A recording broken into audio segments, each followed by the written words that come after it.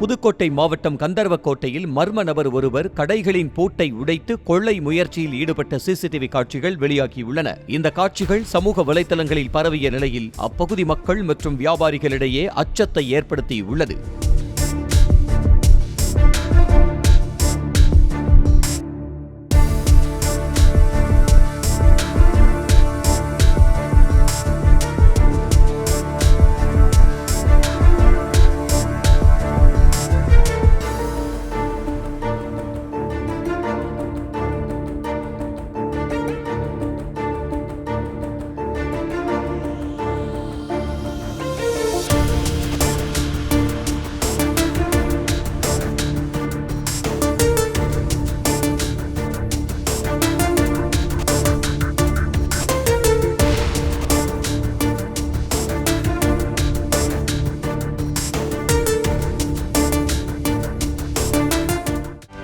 செய்திகளை உடனுக்குடனும் துல்லியமாகவும் தெரிந்து கொள்ள சப்ஸ்கிரைப் பண்ணுங்க.